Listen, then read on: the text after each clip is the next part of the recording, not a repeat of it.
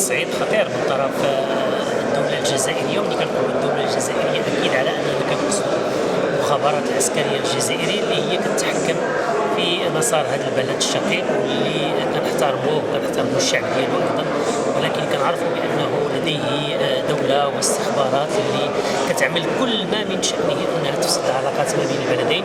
الوجه الأخير كان واضح، هو عنده أهداف متعددة. الهدف الأول هو الاستمرار في الهجوم على المغرب في قضية الصحراء، والآن من بعد الفشل ديال إقامة الفتنة وخلق الفتنة واستفزاز قوات الأمن المغربية اللي تتدخل ضد المتظاهرين اللي هما أقلية ولكن كانوا كيقوموا بأعمال تخريب وحرق وغيره في المناطق الصحراوية لما كانت زيارة روس. إذا فشل هذا المخطط ودازوا الآن لسرعة قصوى أخرى، هي محاولة الآن دفع بعض القوى الإفريقية اللي جزء كبير فيها يؤدى عليه من أموال الشعب الجزائري باش يدفعوا الأمم المتحدة وخاصة الأمين العام والمبعوث ديالو أنهم يعاودوا عودة ديك اللازمة ديال توسيع صلاحيات المينورسو في مجال حقوق الإنسان، لأن نعرفوا على أن كل ما قاموا به لحد الآن فشل. بالإضافة كذلك أن المغرب يقوم بدور بناء ومهم جدا في إفريقيا وخاصة في منطقة الساحل للحفاظ على الاستقرار والأمن. طبعا هم لا يريدون ذلك ويشتغلوا هناك بمعاكسة كل هذه الجهود هذه، والنجاح المغربي أكيد على أنه غادي يغيظهم وهما الآن بصدد هذا الهجوم.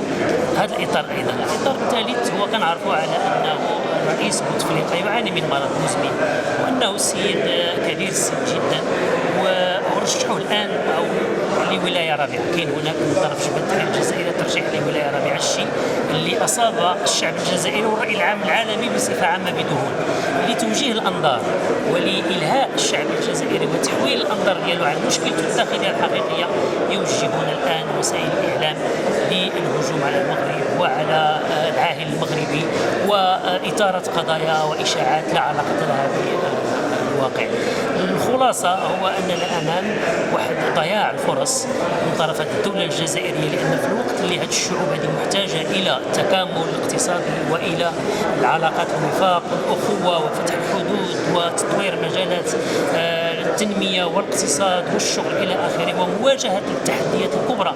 احنا في جنوب البحر الأبيض المتوسط كنوجدوا على أن الدور التاريخي لهذه الدولة الجزائرية المحكومة بالاستخبارات هو معاكسة كل هذه الطموحات المشروعة للشعوب المغاربية.